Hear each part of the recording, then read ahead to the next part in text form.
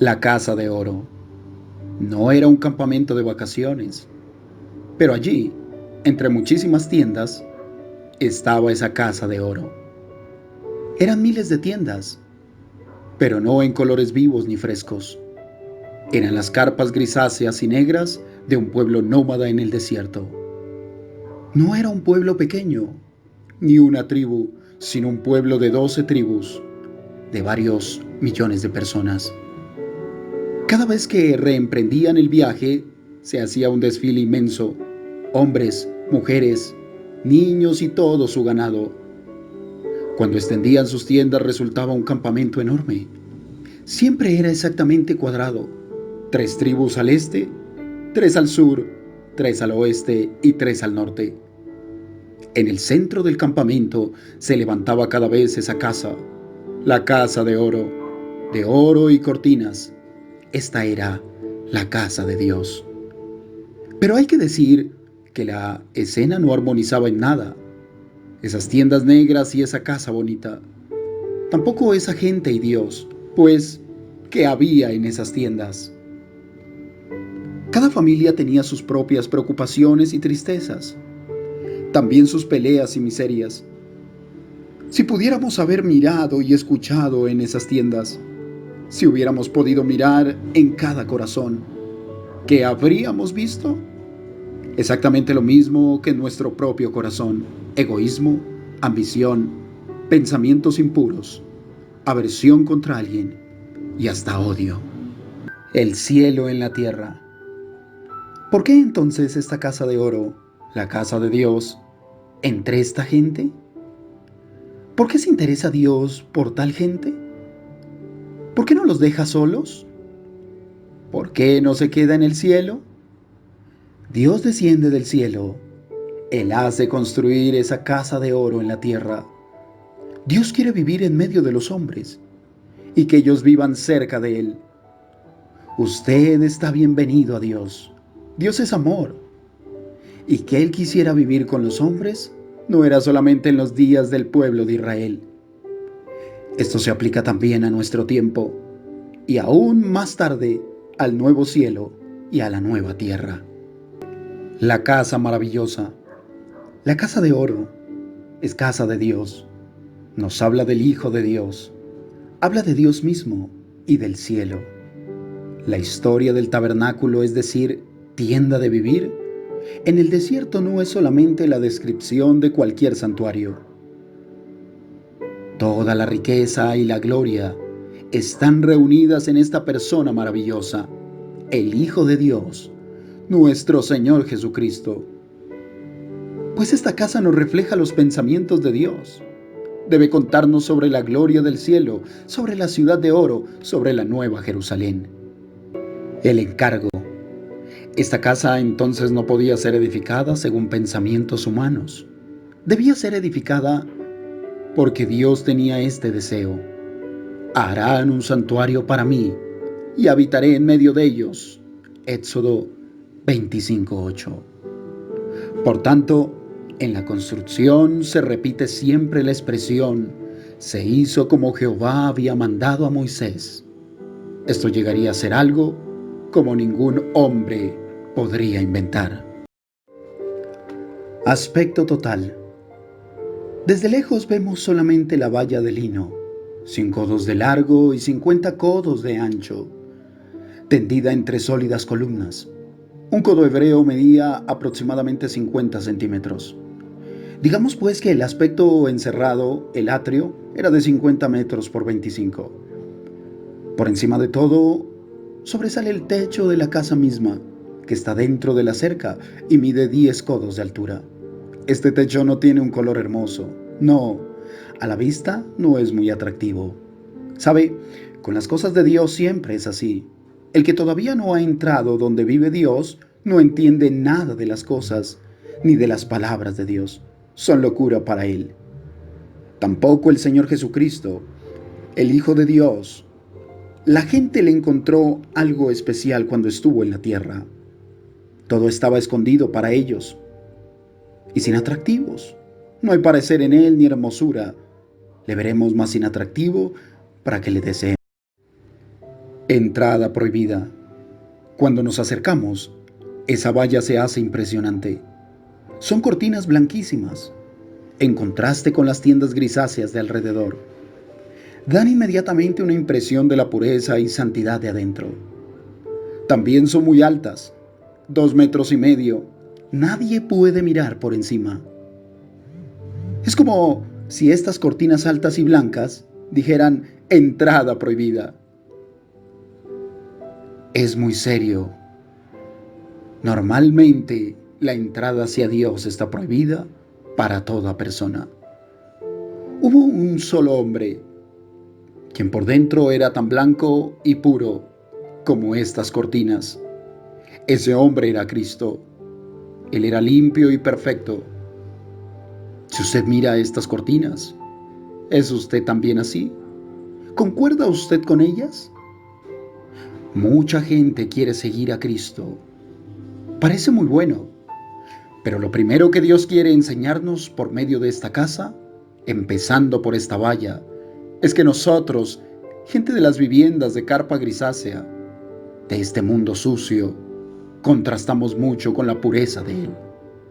Que no podemos ir a Dios así como somos, ni pararnos al lado de Cristo, ni seguirle a Él. Precisamente su pureza y perfección, lo que nos muestra lo sucios que somos por dentro. Los hombres todos estamos manchados, sucios con pecado. No hay quien haga lo bueno. Con su lengua engañan.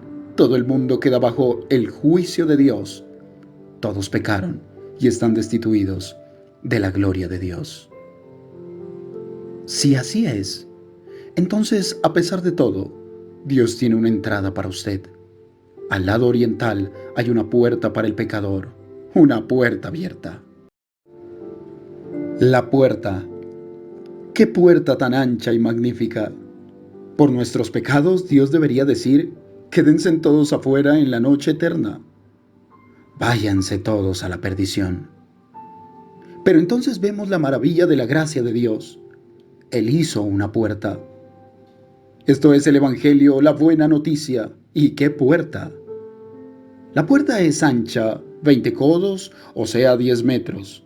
No hay muchas puertas tan anchas. El amor de Dios hizo una puerta tan ancha para que cada persona que quiera entrar. Con esto, Dios nos quiere decir, la entrada es libre para todos. Dios es el Salvador que quiere que todos los hombres sean salvos. Es una puerta bella, en 4 colores, bordada con azul, púrpura y escarlata en un fondo blanco. Así la puerta invita a entrar. Estos colores nos hablan de la persona del Señor Jesús. Es una entrada fácil. La puerta no es ni de madera ni de metal. Es una cortina de 20 codos de ancho y 5 de alto. Hasta un niño puede entrar. Jóvenes y viejos son bienvenidos. Hay solo una puerta. El mismo Señor Jesús nos aclaró el significado de esta puerta. Cuando estaba en la tierra, Él dijo, yo soy la puerta, el que por mí entrare será salvo. Por Él tenemos la entrada al Padre. Solo Él es el Salvador. No hay sino una sola manera de ser salvo. Hay un solo mediador entre Dios y los hombres, Jesucristo el hombre. La puerta cerrada. Pero la Biblia dice también que un día la puerta será cerrada. La puerta a la salvación se cerró en el caso del arca. El que no había entrado se ahogó. La puerta a la fiesta se cerró en el caso de las bodas. Las 5 muchachas insensatas que querían entrar a las bodas llegaron tarde. Hay solo 2 posibilidades, adentro o afuera. Adentro, salvo en la fiesta eternamente. Afuera, perdido en la noche eternamente. El altar del holocausto. Allí viene un hombre, alguien del pueblo, un israelita. Este hombre tiene un problema, está inquieto. Trae una oveja atada a una cuerda. ¿Qué motivos le mueven? Está angustiado, tiene miedo de Dios. Él pecó y por eso su conciencia le está hablando. Él sabe del Dios Santo que vive allá en esa casa de oro. Entonces no tiene que huir lejos de Dios en dirección opuesta. No, porque no se puede huir de Dios. Empieza a sudar cuando piensa en ese Dios justo. El atrio. El hombre sigue su camino por todo el lado norte de la pared de cortinas blancas. Aquella limpieza le habla a su conciencia. Llega al lado oriental. Allí ve la puerta ampliamente abierta. No vacila más y entra. Ahí está, en el amplio atrio. Enfrente de él se levanta esa casa hermosa, la casa de Dios. La altura es impresionante, 10 codos, 5 metros. El sol brilla sobre la arena del atrio. Siente que está en la luz de Dios. Siente que Dios está mirando a través de sus ropas, dentro de su corazón, y conoce todo lo que hay en él. Un sacerdote se le acerca. ¿Qué le pasa a usted?, le pregunta el sacerdote. El hombre tartamudea, yo he pecado y Dios debe castigar. Sí, dice el sacerdote, entonces debe venir acá. Dios hizo arreglar todo esto precisamente para pecadores, no para hombres que creen ser honrados. Altar y sacrificio. Venga conmigo. Y ellos se ubican frente al primer objeto del tabernáculo, el gran altar de bronce de los holocaustos. La palabra altar quiere decir matadero. ¿Cuántos animales innumerables han sido matados y quemados allí? A través de toda la Biblia se nos explica cuál es el significado del altar y del sacrificio. Hablan de Cristo y de su obra de reconciliación en la cruz. Este es el centro de todos los pensamientos de Dios y la única base para la salvación de pecadores. Tanto el altar como los millares de sacrificios ofrecidos en el transcurso de muchos siglos dan una imagen impresionante del sacrificio perfecto de Cristo y de su obra de salvación en la cruz. El plan de Dios. Dios sabía de antemano lo que habría de sucederle a la creación. Él conocía los propósitos del diablo, quien quiere destruir todo lo que es de Dios. Destruir tanto la creación como también cada vida humana y arrastrarla a la perdición eterna. Ya mucho antes, desde la eternidad, Dios tenía en su corazón un plan por el cual Él salvaría a los hombres. Solo Dios podía inventar esto. Cada altar, cada víctima sacrificada a través de todo el Antiguo Testamento, indicaba al Hijo muy amado de Dios, el cual una vez vendría a la tierra para sufrir y morir en esa cruz horrible. Morir en lugar de ese pecador. Veo que ya trajo una víctima, dice el sacerdote al hombre con la oveja. Sí, ya sabía que debía traerla. ¿Es verdad que este animal debe morir? Así es, porque sin derramamiento de sangre no hay posibilidad de remisión.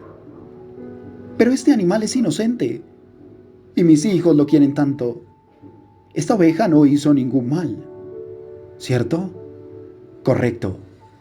Pero un culpable nunca puede ocupar el lugar de otro culpable. Por su pecado usted perdió el derecho a su vida. Ahora usted debe morir, o un sustituto inocente en cambio suyo. Ahora ponga su mano sobre la cabeza de este cordero. Así reconoce que usted es culpable y el cordero inocente. Dios ve este acto como una identificación con el cordero. Así el cordero se hace culpable. Muerto el cordero, usted queda libre e inocente, tal como él era antes. Calladamente, el hombre pone su mano en la cabeza del cordero. Algunas preparaciones más, el cuchillo, y entonces la sangre del cordero fluye en la arena del desierto. Es terrible verlo. Y sin embargo, con un suspiro profundo y alzando un momento los ojos al cielo, es como si una gran carga cayera de sus hombros. El cordero murió en lugar de él, y él será perdonado. Oh Dios, gracias. ¿Y usted? Permítame preguntarle, usted que escucha esto y probablemente es un joven o adulto, ya ha estado mentalmente aquí al pie de la cruz. Él, el santo, el inocente, él sufre indeciblemente, él muere.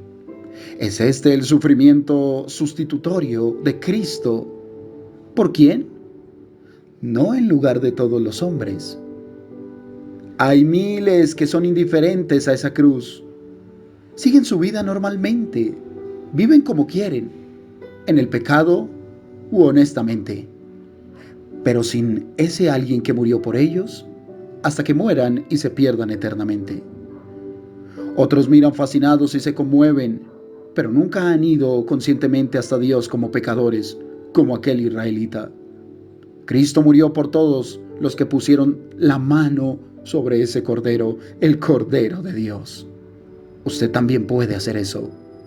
Se lo puede hacer con las manos juntas, decirle al que estuvo en la cruz en voz baja: yo he pecado, yo merecía aquello. Señor Jesús, tú moriste en mi lugar.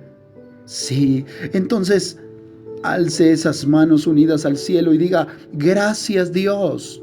Padre, yo creo, yo confío en la obra de tu Hijo, la que Él cumplió en la cruz. Gracias, Señor Jesús. ¿Qué tamaño tenía el altar? El sacerdote toma el cordero y lo lleva al altar. Es entonces cuando el hombre mira bien el altar. ¡Qué grande es ese altar! Tiene 5 codos de ancho y 5 de largo. Seguro que no es una casualidad. 5 es en la Biblia el número de la responsabilidad y la gracia. La ley tiene 5 mandamientos para el hombre con Dios. Tenemos 5 sentidos.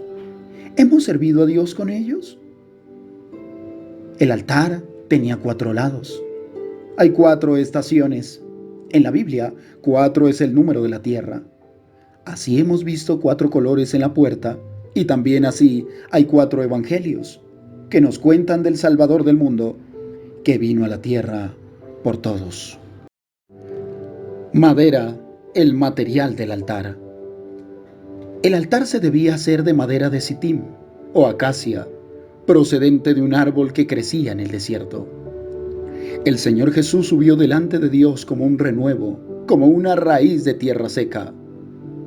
Leemos que Él nació de mujer, el fruto de la tierra. Cierto, el Hijo de Dios, Jesucristo, era el Dios verdadero y la vida eterna. Esto no debemos olvidarlo nunca, y Él siempre será el mismo. Pero el que era y es el Dios eterno vino a la tierra en profundo amor y gracia y se hizo verdadero hombre. ¿Por qué Él, el Creador Todopoderoso, se humilló tan profundamente? Para hacer posible que padeciese y muriese así. Como Dios, no hubiera podido morir. Eso era imposible. Pero participó de carne y sangre. Se hizo en todo semejante a los hermanos.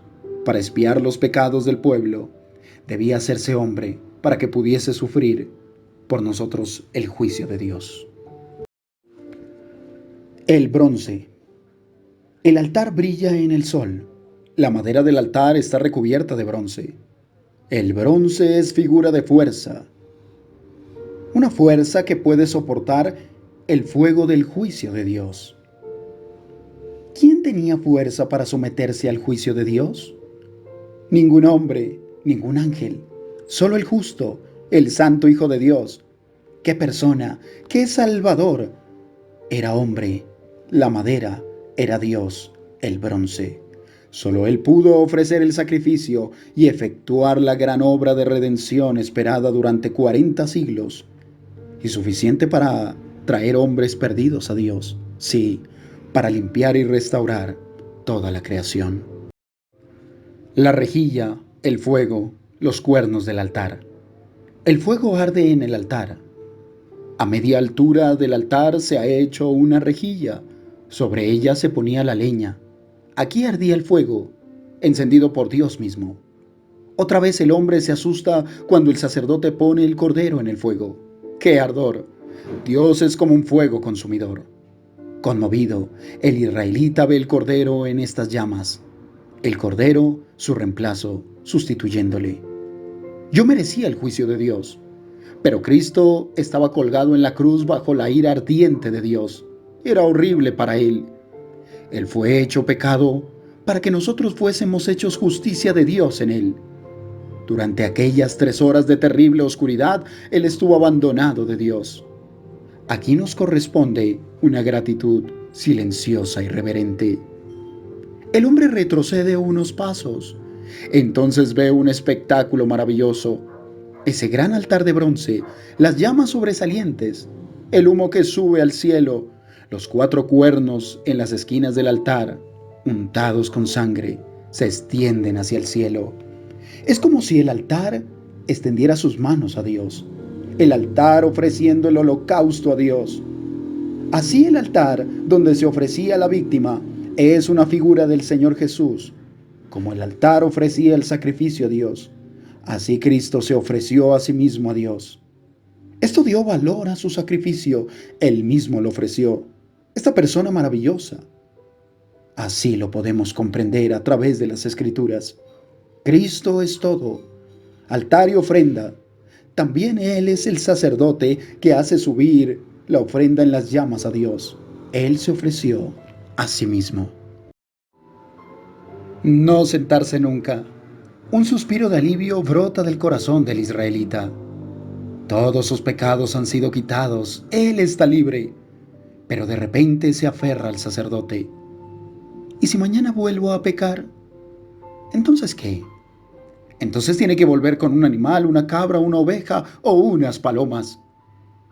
¿Y si la semana entrante otra vez? Sí, entonces otra ofrenda. Aquí yo nunca termino mi trabajo. ¿No ha visto que no hay ninguna silla aquí? En el atrio no hay donde sentarse. En la casa misma tampoco hay oportunidad de sentarse o descansar. Nunca puedo sentarme aquí, nunca termino, nunca descanso. Un grito de júbilo. Notamos ahora el gran contraste con nuestro Señor y Salvador.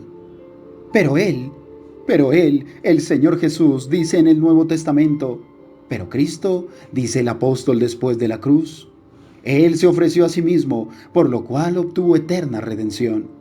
Él se presentó una vez para siempre para quitar en medio el pecado por el sacrificio de sí mismo. Él se sentó a la diestra de Dios. Antes un sacerdote terrenal, antes una ofrenda animal, antes muchas ofrendas, antes muchos sacrificios, antes de pie, antes nunca concluido, antes perdón temporal, antes no se quitaban los pecados. Ahora el sacerdote celestial, ahora el Cordero de Dios, ahora una sola ofrenda, ahora una sola vez, ahora sentado, ahora consumado para siempre, ahora de una vez por todas, ahora purificados por su sacrificio. Descanso perfecto. El Señor Jesús está sentado, está descansando. Él ha entrado en su reposo. En la cruz, después de las 3 horas de sufrimiento amargo, Él exclamó, consumado es. Todo está hecho, nada queda por hacer, solo ir a Él, presentarse como un pecador perdido, con franqueza, tal como es. Poner la mano en la ofrenda, reconocer su culpa, confesar los pecados. Esto es dar la vuelta, es la conversión. Si confesamos nuestros pecados, Él es fiel y justo para perdonar nuestros pecados y limpiarnos de toda maldad. Cree en Él, esto es, confíe en Él. La fuente. Sacerdote, ¿puedo preguntarle por qué aquel hombre está lavándose las manos y los pies tan cuidadosamente? Bueno, él también es sacerdote. Eso puede notarlo por su vestido blanco y su cinturón bordado. Él debe lavarse para poder entrar en el santuario como sacerdote purificado. Esto no le corresponde a usted. La entrada al santuario le está prohibida. Usted es un israelita común y corriente. Tampoco les toca a los levitas, los siervos de los sacerdotes. Ellos solo pueden trabajar en el atrio y transportar el santuario con sus objetos. Solo los sacerdotes, que son los hijos y demás descendientes de Aarón, el sumo sacerdote pueden entrar. Como Dios es tan santo y ellos constantemente se contaminan, hay una ley estricta que cada vez tienen que purificarse en la fuente. De otro modo, sirviendo a Dios, no estarían limpios. Todos sacerdotes. Así era en el Antiguo Testamento. Para este israelita la fuente no tenía importancia. Él no podía ir más allá del altar. Para el sacerdote sí era importante, diariamente tenía que ver con la fuente. Pero para usted que lee esto también es necesario, por lo menos si ha aceptado la ofrenda. Porque a todos los que hicieron esto, Dios no solo les lavó sus pecados, sino también les hizo sacerdotes. Ahora existe el sacerdocio general de todos los creyentes. Todo hijo de Dios también es sacerdote. El Nuevo Testamento no conoce ninguna clase especial de sacerdotes, ni tampoco de laicos. Lavarse los pies. ¿Por qué tantos cristianos verdaderos no tienen la completa seguridad de la fe? Han reconocido que son culpables y perdidos. Han llegado al pie del altar, al pie de la cruz, y han puesto las manos sobre la ofrenda. Han tenido tiempos en que confiaban. La sangre de Jesucristo, el Hijo de Dios, limpia de todo pecado. Tal vez han dado gracias por su salvación. Sí, dar gracias es muy importante porque aceptar y dar gracias van juntos. Pero de repente, todo se ha vuelto oscuro. Se dan cuenta muy a pesar suyo que todavía pecan. Parecen ser los mismos de antes. ¿Habría sido una verdadera conversión? Entonces viene la duda. Una vez salvo, salvo para siempre. ¿Acaso hay que convertirse siempre de nuevo? ¿Hay que pedir la reconciliación por la sangre cada vez de nuevo? ¿Caer y levantarse siempre de nuevo? ¿Siempre esta incertidumbre? Seguro que esto no está de acuerdo con los pensamientos de Dios. Aquí hay un malentendido. La razón es que no comprenden el significado del altar ni de la fuente. El altar dice al incrédulo: usted es un pecador. Por el sufrimiento y la muerte de Cristo en la cruz se cumplió la obra. Su sangre trae reconciliación eterna a todo el que confiesa sus pecados y cree en Cristo. El valor de la obra de Cristo dura para siempre. Esto no se repite nunca. La fuente manifiesta al creyente: usted es un hijo de Dios, pero usted todavía puede ser contaminado por el pecado. Estas manchas deben ser eliminadas después de ser confesadas. Para esto el Señor Jesús intercede por nosotros ante el Padre. Él lava nuestros pies por el lavamiento con agua por la palabra. Esto se repite con frecuencia. El agua que purifica. La fuente es el segundo objeto en el camino hacia el santuario de Dios. ¿Qué significa el agua en las Escrituras? Él purifica a la iglesia en el lavamiento del agua por la palabra. Ya vosotros estáis limpios por la palabra que os he hablado. Aquí el agua representa la acción purificadora que la palabra de Dios ejerce sobre una persona. Sangre y agua. Después de la muerte de Cristo, un soldado traspasó su costado con una lanza y salió sangre y agua. La sangre habla de la reconciliación, el agua de la purificación. La sangre de la reconciliación se aplica a la persona cuando se convierte. Después hay una continua purificación del agua, de la cual nos habla la fuente. Cuando hemos conocido la reconciliación, experimentamos la purificación por el agua. Esto ahuyentará toda duda de nuestra vida. Parte de Él y con Él. En el Oriente no se usaban zapatos ni medias, solo sandalias. Por eso los pies se ensuciaban pronto. Imagínese esos caminos polvorientos. No estaba permitido recostarse a la mesa con los pies sucios a la hora de la comida. En la última noche de su vida, mientras los discípulos discutían sobre quién de ellos sería el mayor, el Señor Jesús les lavó los pies a ellos. Él se hizo siervo de todos. A Pedro esto le pareció demasiado, pero el maestro dijo: si no te lavare, no tendrás parte conmigo. El lavamiento de los pies. Para esto el creyente debe volver continuamente a la fuente, la palabra de Dios. Una persona que camina por el desierto siempre se ensucia los pies. Así cada creyente continuamente se contamina por el mal, por lo que oímos, por lo que vemos en el mundo. Esto ensucia nuestra vida y nos mancha. Aun si no llegamos a determinados pecados, siempre debemos ser limpiados de nuevo en la fuente. ¿Quién lava los pies? Es difícil de creer, el mismo Señor Jesús. Él obra en los suyos por el agua, la palabra de Dios.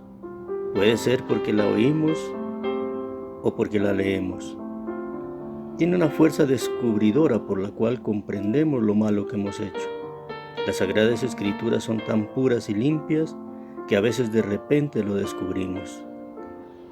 Él nos lleva al arrepentimiento y la confesión de la culpa. Tan pronto como confesamos lo malo, nos es perdonado. Esto lo obra el Señor Jesús porque Él intercede por nosotros ante el Padre. Hijitos, estas cosas os escribo para que no pequéis. Y si alguno hubiere pecado, abogado tenemos para con el Padre, a Jesucristo el justo. ¿Cuándo hay que confesar? Algunos amigos conversaban acerca del lavamiento de los pies. El primero dijo: tengo la costumbre de meditar cada sábado por la noche en lo que no estuvo bien durante la semana. Entonces lo confieso a Dios y puedo empezar el domingo con un corazón feliz. Otro pensaba así: no, yo no lo hago el sábado por la noche, sino cada noche antes de acostarme. Y el tercero tenía esta costumbre: cada vez que hago o digo algo malo, lo confieso enseguida, al menos lo más pronto posible. Incluso si se levanta un pensamiento malo, lo juzgo y lo quito de mi corazón. ¿Cuál de estos tres actuaría más según la voluntad del Maestro y para su propio provecho? Un hijo. Cuando un niño desobedece a su papá o a su mamá, sigue siendo su hijo. Esto se originó con el nacimiento y no se puede cambiar. Pero el hijo desobediente no puede estar contento ni estar cerca de su papá. Hay una separación. Así también el creyente que ha pecado. Él sigue siendo un hijo de Dios, pero ha desobedecido. No está feliz, no tiene libertad para orar, no tiene comunicación con el Padre. Para restaurar la comunión debe confesar, pronunciar su pecado. No debe ir como un pecador perdido a Dios, sino como un hijo a su Padre. La medida. Para la fuente no se nos da ninguna medida. ¿Será porque la gracia que purifica al cristiano en su camino es tan grande que no se puede medir? Desgraciadamente, innumerables veces hay desviaciones y pecados en el creyente. Pero Dios siempre está dispuesto a quitar lo malo después de que lo hayamos confesado y restaurarnos. Su amor no tiene límites. Los espejos de las mujeres. ¿De dónde venía el bronce para la fuente? Leemos que la fuente fue hecha de los espejos de las mujeres. Ellas habían entregado sus espejos para la obra de Dios. En aquel tiempo no existía el vidrio y los espejos eran de bronce pulido. ¿Para qué habían servido antes estos espejos? Las mujeres se habían mirado en ellos, pero lo que podía servir para complacer la vanidad ahora fue utilizado para un fin mejor. Dieron sus espejos a Dios y Él hizo fundirlos y hacer de ellos un objeto precioso para su casa. Modelos. Muchos aficionados han tratado de construir un modelo del tabernáculo en menor escala.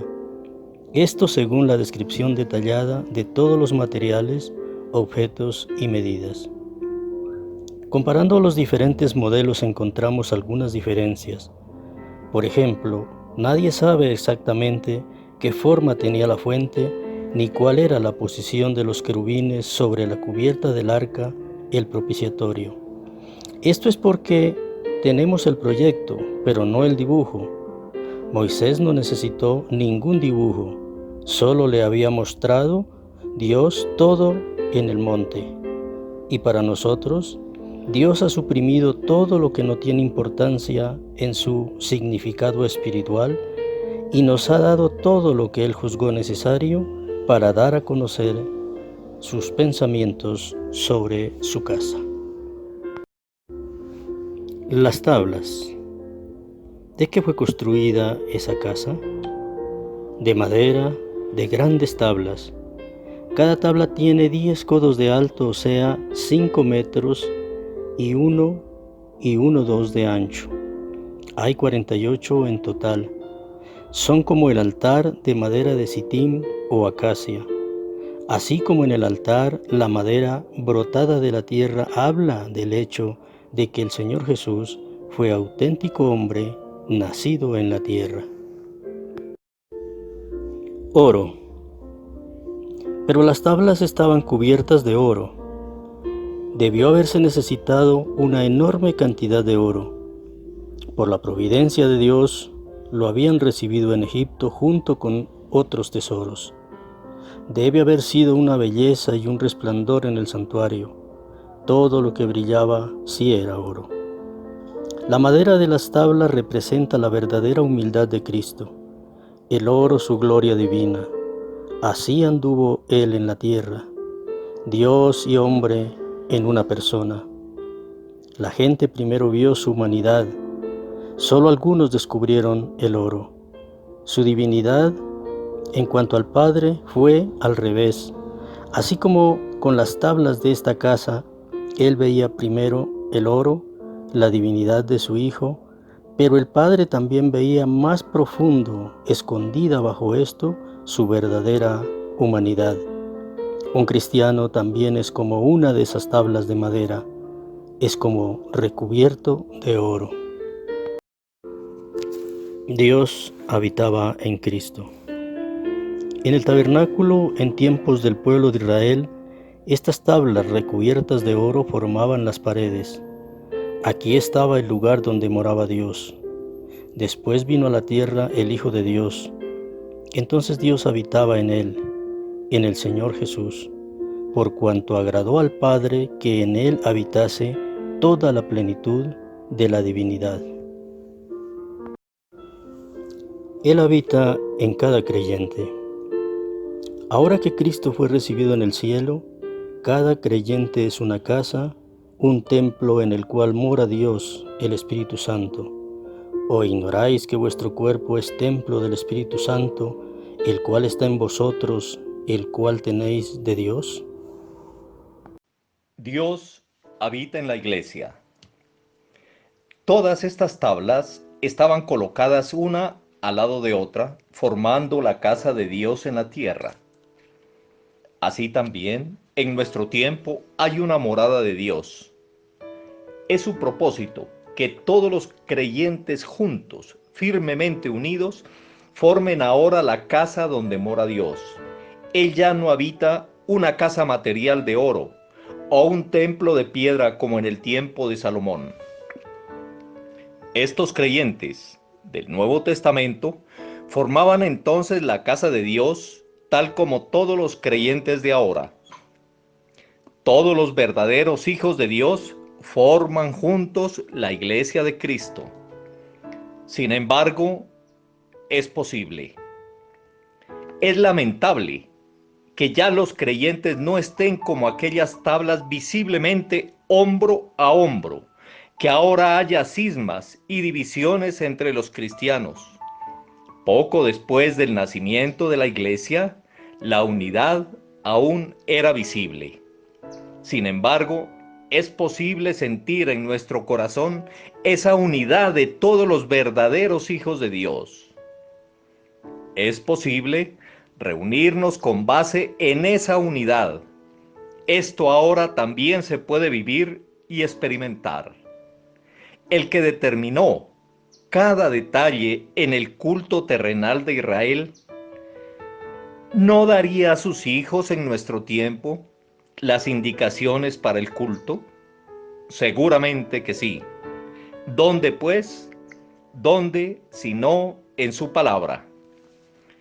Cuando nos separamos de los incrédulos, según esta palabra, y nos unimos a los que de corazón limpio invocan al Señor, podemos reunirnos al nombre del Señor Jesús. Reunirse a su nombre o en su nombre significa alrededor de Él mismo. Entonces, el Señor Jesús es el centro. Él tiene la dirección y la autoridad. Solo Él es el que maneja y el que manda. Los que se reúnen así tienen la promesa de que Él estará en medio de ellos. ¿Estas tablas estaban todas sueltas? Seguro que no. Tal como las hojas de un libro se mantienen unidas por las dos grapas, acá también habían 4 barras transversales, pasadas por los anillos de oro que encerraban las tablas y las mantenían en pie. En el principio de la iglesia, cuando acababa de nacer, también había 4 cosas que mantenían a la iglesia en pie. Dice que perseveraban, primero, en la doctrina de los apóstoles, segundo, en la comunión, tercero, en el partimiento del pan y cuarto, en las oraciones. Además, había una barra que era invisible desde fuera, pero que pasaba por en medio de las tablas. Esta se parece al amor, que es el vínculo perfecto. El fundamento. Esto, sin duda, debía ser firme, porque la casa de oro estaba sobre la arena del desierto, ¿verdad? Claro. El punto más importante en la construcción de una casa es la base, el fundamento, y este debía ser muy sólido. El arquitecto divino había determinado que la base de su casa consistiría de grandes bloques de plata. Cada bloque pesaba unos 40 kilogramos. Había 2 bloques de plata debajo de cada tabla. Cada tabla, en la parte de abajo, tenía 2 tacos o tarugos. En cada bloque había un agujero. Cada tarugo descansaba en un agujero del fundamento de plata. ¡Qué precioso fundamento! ¿Qué significa la plata? ¿De dónde venía toda esa plata? Dios había dicho a Moisés que debía contar el pueblo, todos los hombres de 20 a 50 años. Pero el que era contado por Dios, o sea, tomado en cuenta, tenía que pagar un precio, el dinero o la plata de rescate. El precio del rescate era igual para todos, ricos o pobres. Medio ciclo de plata.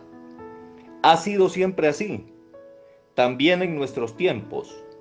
Solo se incluye a alguien en el verdadero pueblo de Dios, en la iglesia de Jesucristo, si se ha pagado el precio de su rescate. De aquella plata se hicieron entonces las bases del tabernáculo. Para cada una de las 48 tablas, 2 bases. Por consiguiente, toda la casa de Dios y cada tabla por separado descansaba sobre el precio pagado por el rescate. A través de toda la Biblia, se usa la plata como medio de pago. En la Biblia, la plata figura como el precio que Cristo pagó por la expiación. Este precio fue su sangre preciosa. ¡Qué precio tan costoso! Así también, en nuestro tiempo, la casa de Dios puede permanecer en pie, fundada en el precio del rescate, el alto precio que nuestro Redentor ha pagado por la expiación. La columna de nube. Sobre el tabernáculo descansaba una columna en el sitio donde estaba el arca.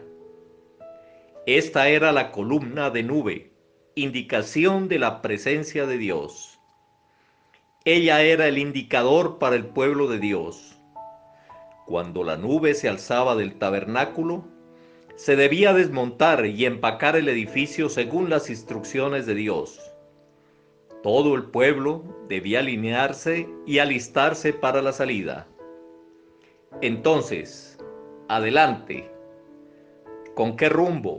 ¿A dónde? En la dirección que Dios indicaba por medio de la nube. Dios era su guía. ¿Hasta dónde debían viajar? Hasta donde la nube se detuviese. Entonces debían reconstruir todo. Y la nube volvía a posarse en la casa. Te preguntarás, ¿y nosotros hoy?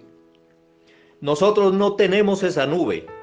No obstante, tenemos un buen guía mientras estamos en el mundo, que es para el cristiano un desierto. No por una nube visible, sino por el Espíritu Santo que mora en nosotros. Cada persona que ha ido con sus pecados a Dios y ha creído en el Señor Jesucristo, tiene este huésped divino, el Espíritu Santo, habitando dentro de sí. El Espíritu Santo guía a los creyentes cuando estos se arrodillan en oración humilde. El que dice, yo no sé el camino, Señor, dirígeme tú. Sé mi guía. Ese será guiado y guardado con seguridad de todo paso erróneo. Los 4 colores. Las cortinas del tabernáculo eran todas tejidas y bordadas en los 4 colores: blanco, azul, púrpura y escarlata. Vamos a considerar más de cerca estos colores y ver qué dice la palabra acerca de ellos. Descubriremos que nos cuentan muchas cosas del Señor Jesús. Muchos, pero muchos son sus esplendores aquí, y se trata de los diferentes aspectos de su belleza. Dios el Padre le conoce plenamente. El Padre se goza mostrando a sus hijos algo de las riquezas que están escondidas en su Hijo amado. El color blanco. El primer color es el blanco, el lino fino. Esto nos habla de la pureza y justicia. Pensemos en el gran trono blanco, en el lino fino y limpio, las acciones justas de los santos. Aquí en estas cortinas nos señala la pureza de Jesucristo. En el lino vemos esa vida pura y perfecta que Él siempre puso al servicio de Dios y de nosotros. Él era el hombre perfecto y el siervo fiel. El color azul. No es difícil comprender cuál es el significado del azul o azul púrpura. Miremos hacia el cielo. A Cristo se le llama el Señor del cielo, el Señor de gloria. También andando en la tierra, Él es el que viene del cielo, aún el que está en el cielo. Él se hizo hombre, pero siguió siendo el Hijo de Dios, Dios el Hijo. Jesucristo, este es el verdadero Dios y la vida eterna. El color púrpura. Esta tela era muy costosa y solo la vestían reyes y los personajes muy ricos. Es notable que en las escrituras la púrpura únicamente se ve fuera de la tierra de Israel y particularmente en las cortes de los grandes imperios. La púrpura significa, pues, la riqueza mundial universal. Está relacionado con la gloria del Señor Jesús como Hijo del Hombre, como se le ve, donde todo es sujetado bajo sus pies. Así lo vemos como el Hijo del Hombre, pero a través de los sufrimientos y la muerte, como Señor de señores y Rey de reyes. El color escarlata. En contraste con la púrpura, la escarlata solo se encuentra en las Sagradas Escrituras relacionadas con Israel, y también era muy preciosa. Esta grandeza y gloria real la poseerá Cristo como Rey de Israel. Y es notable algo más. Tanto para el azul como para el rojo, los dos colores de la púrpura, y para el escarlata, para preparar el color se han matado miles de múrices y gusanitos de escarlata. En estos colores, pues, hay algo que se parece a la muerte de las víctimas. Las cortinas del tabernáculo. Las tablas de las paredes y las columnas de donde colgaban las cortinas las podemos llamar como el esqueleto del edificio. Pero si miramos al cielo raso, se extendían 4 cortinas que formaban el techo. Ellas protegían la casa de oro y la aseguraban contra la intemperie. El que se encontraba en el lugar santo o en el Santísimo y miraba hacia arriba, quedaba lleno de admiración. Entonces era como si mirara dentro del cielo mismo, porque allí veía una cortina grande y espléndida en los 4 colores con querubines. Era como si se anunciara: aquí vive el Santo. Esta era la más baja de las 4 cortinas, la que el cristiano podía ver directamente. Encima de esta se hallaba la segunda cortina, hecha de pelo de cabra. Esta era más grande que la de abajo. Se la llamaba la cubierta sobre el tabernáculo. Protegía la primera hermosa cortina que ya vimos y a la vez aseguraba y separaba todo el edificio de sus alrededores. Esta envolvía todo el tabernáculo. Simbólicamente, estas cortinas, y en especial la segunda, representan la separación. Esto quiere decir, la casa de Dios, la que ahora son los creyentes, está separada del mundo y de todo lo que no concuerda con la presencia de Dios. La tercera cortina. Pieles de carnero teñidas de rojo la conformaban.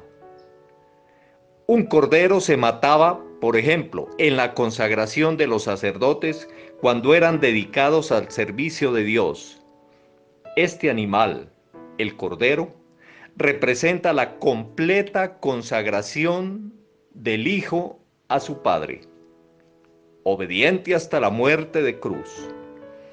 Teñidas de rojo eran, porque refuerza el pensamiento de su muerte y el derramamiento de su sangre. La cubierta exterior era de pieles de tejones. Estas no parecen nada atractivas desde afuera. Significa que un incrédulo no puede apreciar a Cristo, pero el que le ha conocido se sabe seguro y protegido. Esta cubierta era inatacable de todas las influencias externas. Así era Cristo, el invariable. El pecado no le podía atacar. Él puede resistir cualquier tentación u oposición. Bajo su protección estamos seguros y así somos guardados en comunión con Él. El tabernáculo necesitaba de colaboradores. ¿Qué habilidad y pericia debe haberse necesitado para hacer este edificio? Trabajo en madera, en fundición, en artesanía, en bordados. Los dos hombres que Dios llamó para este trabajo y que lo dirigían eran Bezaleel, su nombre significa bajo la sombra de Dios, y Aholiab, su nombre significa el Padre es mi tienda. Los nombres en las Escrituras muchas veces se relacionan con las personas que los llevan.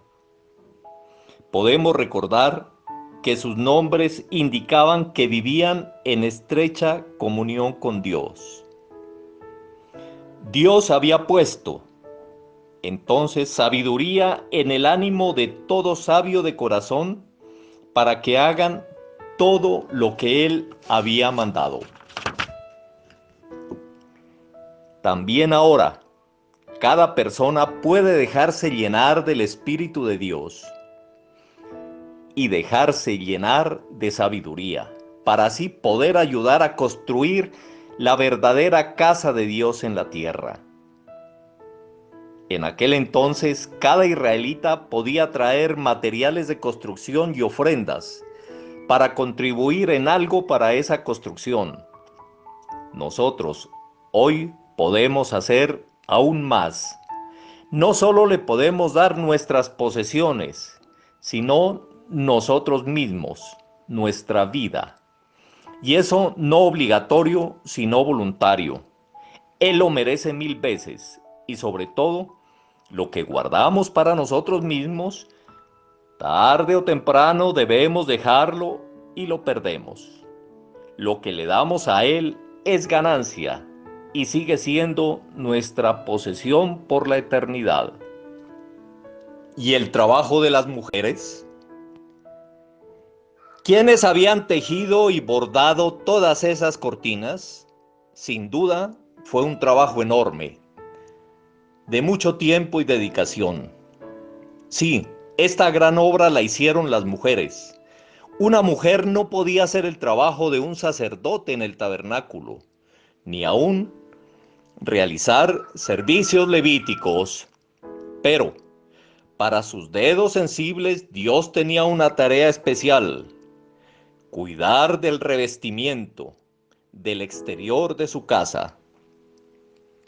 ¿No sigue siendo así hoy en día? Que la mujer creyente todavía tiene la dedicada tarea de ser especialmente responsable del vestido y todo el aspecto del pueblo de Dios donde Él vive, en el centro. Ella determina si toda la familia se viste según los pensamientos de Dios. ¿Qué tarea para la mujer? Seguir bordando con amor el tejido de la casa de Dios, que es la iglesia. Como las mujeres de Israel tejían las cortinas que representaban la gloria de Dios, así una hermana en Cristo puede mostrar algo de lo que el Señor Jesús significa para ella, por su conducta, por su actitud, por sus palabras y por su influencia sobre los que la rodean. Ahora, el candelero. ¿Qué es lo primero que se ve en el lugar santo? La luz, el candelero. Dios es luz. Cristo era y es la luz del mundo. El candelero era de oro puro, no meramente fundido, sino en hábil orfebrería, labrado a martillo de un solo talento de oro. Ese oro puro continuamente había sido golpeado, golpeado y golpeado. El que era la verdadera luz debió sufrir, fue golpeado, 1000 veces golpeado, incluso con los duros golpes del juicio mismo de Dios. La caña del candelero era un solo conjunto con sus 6 brazos. Las 7 lámparas de aceite que estaban encima alumbraban en la oscuridad. Las lámparas se llenaban de aceite de oliva que representaban al Espíritu Santo. También los creyentes estrechamente unidos con Cristo pueden esparcir luz, pero solo lo pueden hacer por el Espíritu Santo. Cada lamparita recibía sus cuidados. El pedacito carbonizado de mecha no daba luz, entonces el sacerdote primero debía quitar la mugre, la pavesa. Un creyente cuya vida está tapada por impurezas no puede dar luz. Entonces se necesitaba una despabiladera, y estas también eran de oro. Este era un trabajito muy cuidadoso, pero al final la plena luz volvía a resplandecer. Y aquella luz primero debería caer sobre la caña del candelero que representaba a Cristo. Retengamos este pensamiento. La luz que damos no debe caer sobre nosotros mismos, sino sobre el Señor Jesús. Él es el que debe ser alumbrado y glorificado en todo momento.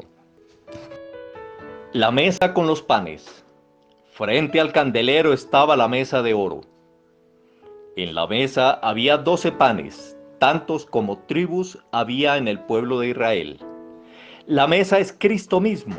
Recuerda la madera con el oro. Como la mesa llevaba el pan, así Cristo lleva al pueblo que Dios tiene en este tiempo, porque Él los lleva.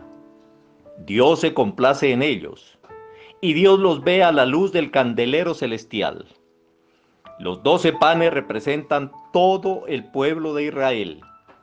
Cuando 10 tribus fueron llevadas cautivas a Asiria y solo quedaron 12 en el país, siguió habiendo 12 panes en la mesa.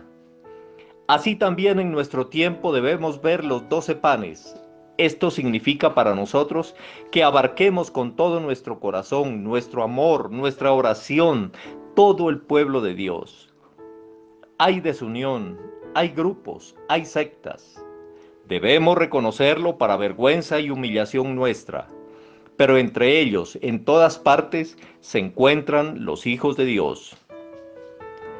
Hay unidad. Dios conoce a los suyos y nosotros queremos tenderles fraternalmente la mano y amarles de corazón. Rodeando la mesa había una moldura de oro de un palmo de ancho y alrededor de ella una cornisa de oro. Estas eran sin dudas para evitar que los panes se deslizaran o se cayeran de la mesa. El Señor Jesús es este marco de oro. El marco tenía un palmo de ancho. La mano del Señor Jesús contiene a los suyos. Él los protege. Las manos del Hijo de Dios no son bastante fuertes como para sostener a todos los suyos. No lo dudemos. El pan. Cada sábado los panes eran comidos por los sacerdotes y reemplazados por panes nuevos. El pan de la mesa de oro era alimento para los sacerdotes. Así lo había ordenado Dios. La vida del cristiano se alimenta del pan verdadero. Alimentarnos de Cristo, ocuparnos de Él por su palabra, empaparnos de Él, gozar de Él.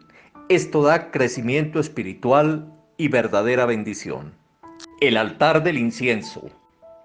En el altar de oro del incienso no se ofrecían holocaustos, como en el altar de bronce en el atrio.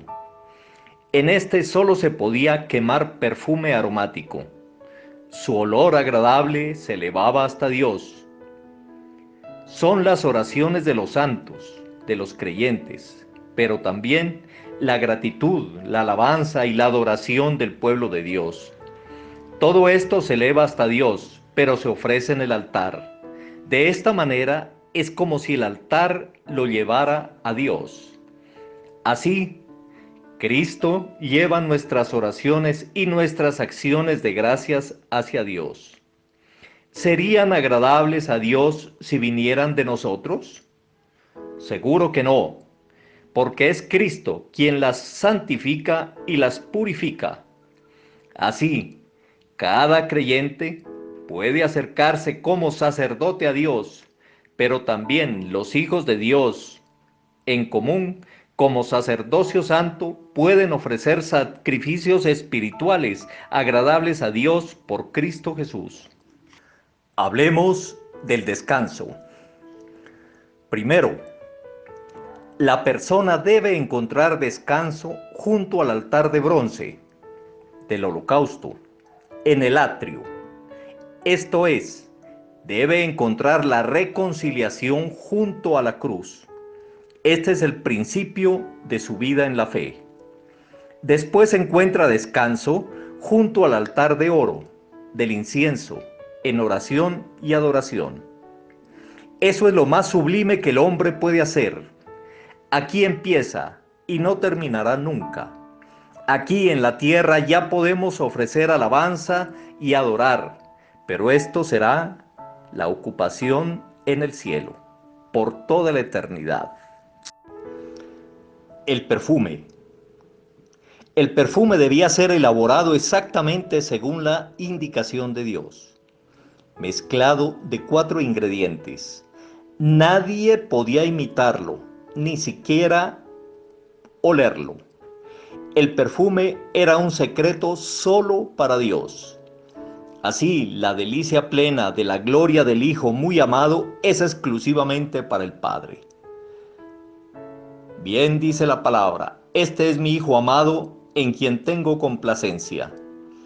En el altar del holocausto vimos la obra de redención que Cristo cumplió. En el perfume vemos lo que Él mismo es. Aquí no se trata de lo que Él ha hecho o cumplido, por grande que sea esto, sino de sus cualidades personales. Una persona es más que lo que haya hecho. Pensamos ahora en su grandeza, su maravilloso amor y sus demás magnificencias. Nosotros, como sacerdotes, ¿podemos ofrecer esto a Dios? Seguro que sí podemos hacerlo, diciéndole al Padre lo que hemos visto y admirado en el Hijo. Podemos dejarnos llenar con lo que encontramos en el Señor Jesús, lo que pudimos disfrutar en su persona, y de esto hablar con el Padre. Entonces así tenemos comunión con el Padre y el Hijo. Naturalmente, sigue siendo cierto que nunca podemos agradecerle lo suficiente por la redención cumplida y las bendiciones que recibimos por ello.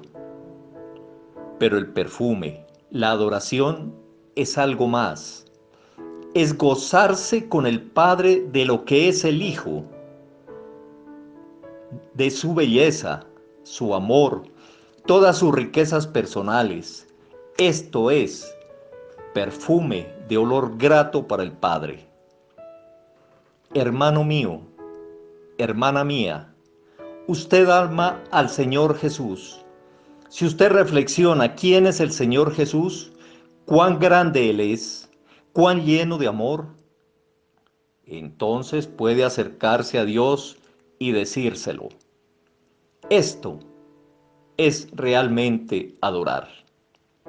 Esto es derramar nuestra alma, como lo hizo María de Betania cuando ungió los pies de Jesús y la casa se llenó del olor del perfume. Esto es ofrecer perfume de olor grato. El suelo del tabernáculo. ¿De qué se componía el piso del tabernáculo? Tal vez usted piensa de lo mismo que las paredes, de oro, o piensa de madera, pero ambas suposiciones son incorrectas. El suelo era de arena. ¿Es posible? La casa de Dios, tan fantástica y magnificantemente hermosa, destinada para la más alta majestad, y tener un suelo de arena? Pues sí, la casa de Dios, con todos esos objetos de oro, estaba colocado en la arena.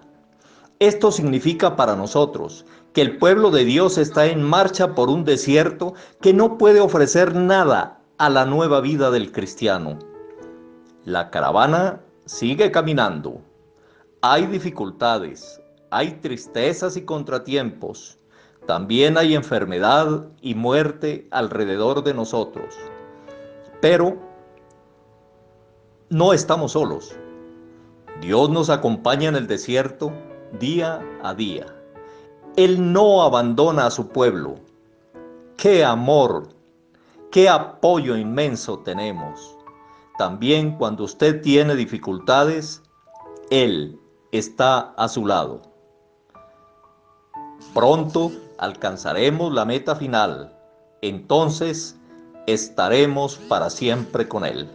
Las varas en el tabernáculo. De esto también hablan las varas. Los objetos de la casa de Dios eran llevados en hombros. Dios estaba de viaje con su pueblo. No obstante, las varas también nos dicen algo de nuestra tarea. Los levitas llevaban estos objetos preciosos que hablaban de Cristo. Cualquiera que se cruzaba con ellos en el desierto podía ver que cargaban tesoros valiosos. Así nosotros, los creyentes, también llevamos cosas maravillosas. Somos gente en extremo rica. Poseemos al Señor Jesús como nuestro tesoro más grande. Podemos presentarle, mostrar a otros quién es Él y qué poseemos en Él. Así podemos testificar de Él para que se salven otros pecadores. ¿Hacemos esto realmente? ¿Tenemos las varas sobre nuestros hombros? Solamente por nosotros la gente sabe del amor salvador de Dios. Él solo usa pecadores salvados para difundir las buenas nuevas. Ayudemos entonces todos a cargar la obra de Dios. Hablemos del sumo sacerdote. El que ha visto al sumo sacerdote, mejor dicho, el que ha visto su vestido, el que comprende lo que estos vestidos nos dicen acerca del sumo sacerdote celestial, recibe un sentimiento de profundo agradecimiento, puede seguir su vida feliz y con una firme confianza. El efod. Primero, el efod, la manta exterior del sumo sacerdote, el manto con el que se presentaba, también bordado en los 4 colores que conocemos. Pero, atención, hay hilos de oro entretejidos. Hemos visto que el oro habla de la gloria celestial. Y en efecto, el Señor Jesús ahora es sumo sacerdote arriba, en el cielo. Él estaba en la tierra. Él sabe lo que es vivir aquí. Él conoce las dificultades y la tristeza como ningún otro. Ahora, Él puede sufrir con nosotros, y de hecho lo hace. Él comprende todo acerca de usted y de mí. Él ayuda a los suyos. Él es compasivo sumo sacerdote. Las piedras sobre los hombros del sumo sacerdote. ¿Qué son esas piedras a la derecha y a la izquierda en los hombros del sumo sacerdote? Son piedras preciosas. 6 nombres están grabados en cada piedra, 12 en total, el número de las tribus de Israel. Todo el pueblo era llevado en los hombros del sumo sacerdote. Así lleva ahora el Señor Jesús a todos los que le pertenecen, todo el pueblo de Dios en sus hombros fuertes. Así como el buen pastor tiene la oveja en sus hombros cuando la lleva a casa. ¡Qué maravilla es Cristo Jesús! El pectoral era una prenda de forma cuadrada sobre el pecho. también entretejido con oro, y sobre él, pegadas en oro, 12 centelleantes piedras preciosas, todas diferentes, grabadas en ella los nombres de las 12 tribus de Israel. Las piedras preciosas son lo más hermoso que produce la tierra y a veces tienen un valor incalculable. Aquí, cada nombre está grabado en una piedra aparte. Aquí es diferente a las piedras de los hombros. Allí, 2 piedras iguales. Aquí, 12 diferentes. Allí, el pueblo representado como conjunto. Aquí, cada nombre en una piedra aparte. Aquí hay 2 razones para alegrarnos inmensamente. El Señor Jesús lleva a la iglesia como conjunto en sus hombros. Y Él conoce el nombre de cada uno de los suyos. Por eso el pectoral. Si usted es salvo, entonces su nombre es conocido en el cielo y el Señor Jesús lo valora como una piedra preciosa. Este valor no lo tenemos por nosotros mismos, sino que lo recibimos de Él, por la obra de Cristo Jesús. Entonces Él lo lleva sobre su amante corazón. Esto no es para los incrédulos. Las Escrituras nos presentan cómo sus nombres son desconocidos ante Dios. Recordemos la historia del hombre rico en Lucas 16. Su nombre no se menciona. Lázaro sí. Su nombre significa Dios es mi amparo. Era desconocido Lázaro en la tierra, pero muy bien conocido en el cielo. Los nombres de los creyentes fueron grabados. Nunca más pueden ser borrados. Brillan a la luz del cielo. Cuanto más luz, más resplandor. Todo es solo gracia. Todo es por el sumo sacerdote. Todos juntos en sus hombres, llevados por su poder. Todos por separado en su corazón, llevados por su amor. Urim y Tumim. Ese pectoral estaba doblado. ¿Por qué? Porque en él se escondía algo. Contenía los Urim y los Tumim. Posiblemente también eran piedras preciosas. Los nombres significan luces y perfecciones. Cuando alguien tenía que tomar una decisión importante y no veía claramente lo que Dios quería que hiciera, entonces iba al sumo sacerdote. Este, por medio de los Urim y Tumim, siempre podía decir exactamente cuál era el camino y la voluntad de Dios. Así Dios contestaba la pregunta y se recibía luz perfecta sobre cómo actuar. Tal vez algunos pueden pensar, ojalá tuviésemos tal sumo sacerdote que nos dirigiese en todo. Pero eso es lo que tenemos precisamente. No en la tierra, afortunadamente no. En este caso, tal vez deberíamos viajar mucho para verlo. Él está en el cielo, pero por la oración tenemos comunión directa con Él. Con cualquier problema, podemos ir a nuestro sumo sacerdote.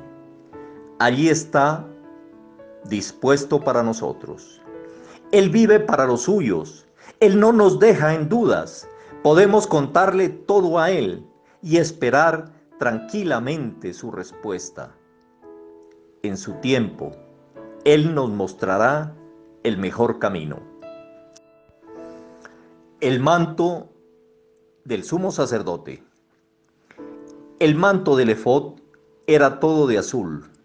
Abajo había granadas en 3 colores con igual número de campanillas de oro, intercaladas entre ellas.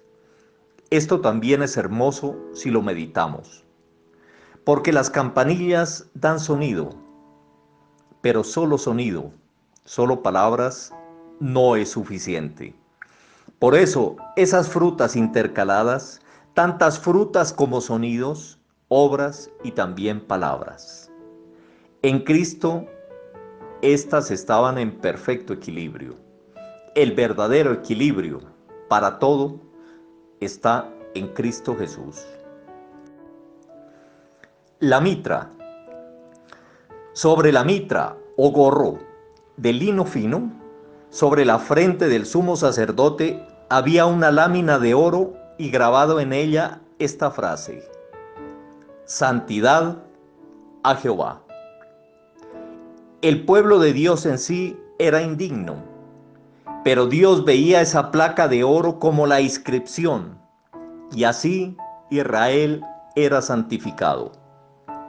También el pueblo de Dios en nuestro tiempo solo es santificado y agradable a Dios en y por el Señor Jesús, nuestro gran sumo sacerdote.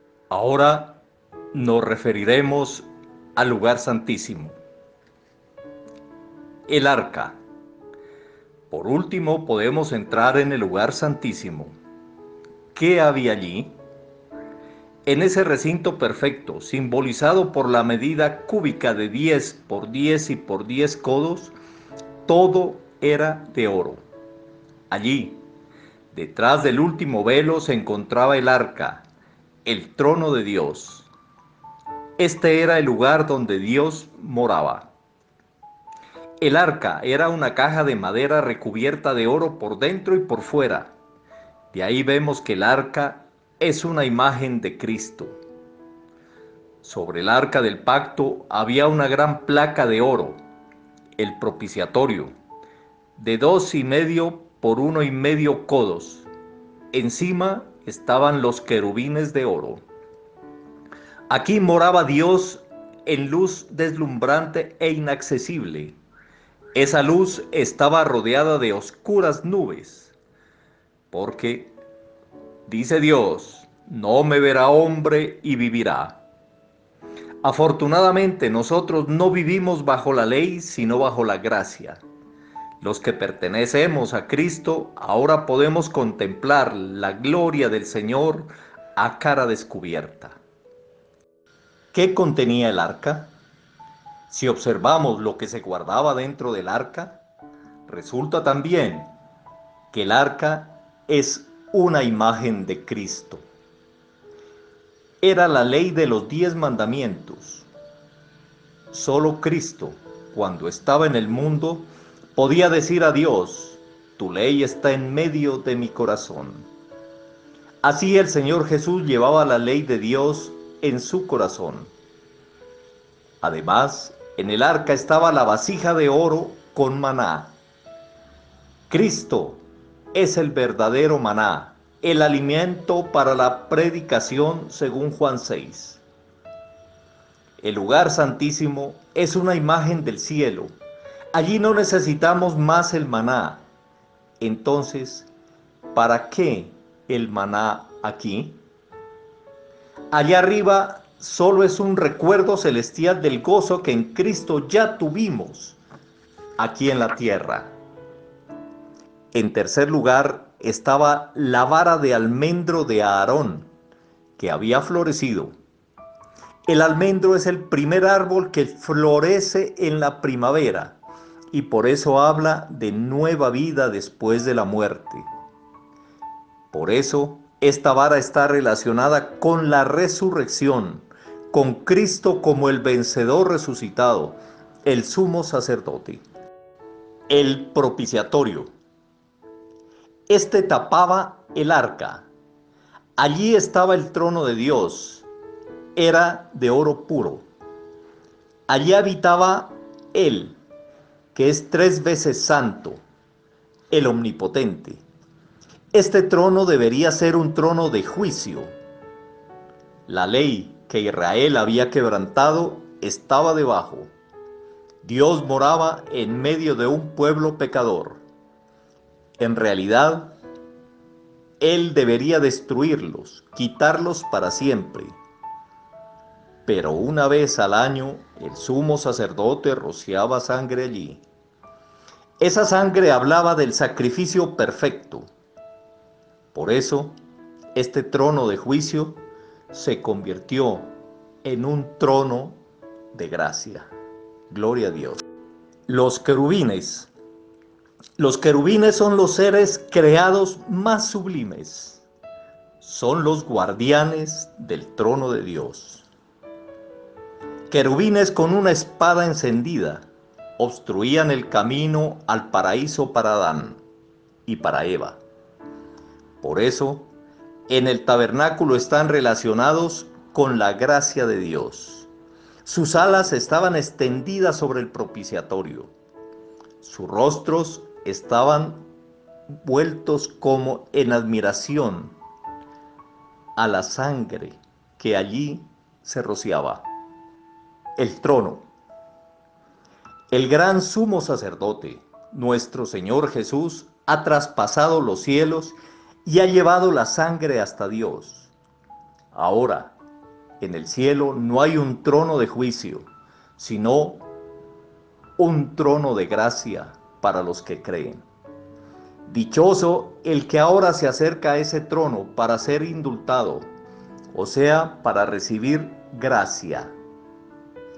El tiempo de gracia ha durado ya más de 2000 años, pero está tocando a su fin.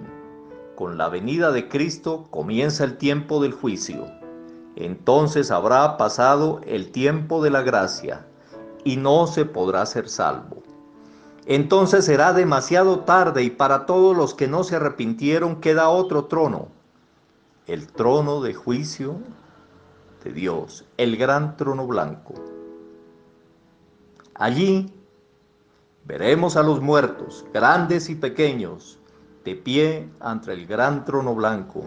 Allí nadie será absuelto. Todos los que no van al trono de gracia estarán ante aquel trono majestuoso y terrible. Oirán su sentencia y tendrán que admitir: por mis pecados merecí este juicio. En la tierra no quise ser salvado.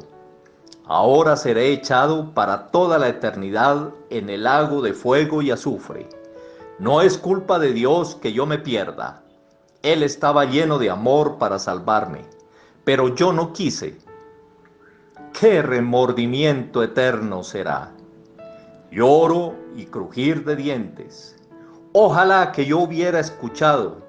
Estaba tan cerca, pero ahora en las tinieblas de afuera. En nuestra oración sincera, sí, pero es más, oremos. Es el deseo sincero de Dios que usted sea feliz desde ahora y para siempre. La casa de oro. Bienvenido. Estábamos afuera, lejos de Dios. Éramos pecadores, enemigos de Él. Teníamos una gran deuda y hubiéramos merecido quedar siempre afuera, en la miseria, en las tinieblas, en la noche oscura eterna. Hemos entrado por la puerta abierta. Esta puerta es el Señor Jesús. Junto al altar vimos el amor de Dios por nosotros, que dejó matar a su único Hijo en una cruz. Allí encontramos reconciliación y paz con Dios. Así, pasando por la fuente, entramos en la casa de oro. Esta superó todas nuestras esperanzas. Vimos las riquezas del Señor Jesús en el candelero, en la mesa y en el altar de oro. A través del velo, llegamos a la luz celestial alrededor del trono de Dios. Allí es nuestro hogar. Hasta allá Dios quiere llevar a los pecadores perdidos. ¿Será acaso esto un sueño? No, de ninguna manera. Es una realidad. ¡Qué amor de Dios! ¡Qué grande es su grandeza! ¡Qué maravillosa es la persona que obró todo esto! El Hijo de Dios. ¿Quién le podrá igualar? Nadie. El que da testimonio de estas cosas dice: ciertamente, vengo en breve. Cuando Él haya venido a llevar a los suyos a su hogar, por las alas del cielo resonará el cántico eterno de los innumerables redimidos. Será un coro muy potente. Se cantará con voces perfectas, acompañadas de arpas. Al que nos amó y nos lavó de nuestros pecados con su sangre, y nos hizo reyes y sacerdotes para Dios su Padre, a Él sea gloria e imperio por los siglos de los siglos. Amén. ¿Usted estará también allí? ¿Usted también irá cuando Él venga a llevar a los suyos a su casa de oro? Qué maravilloso es viajar hacia allá. Usted también puede ir. Usted es bienvenido siempre. Gloria a Dios que de tal modo nos amó.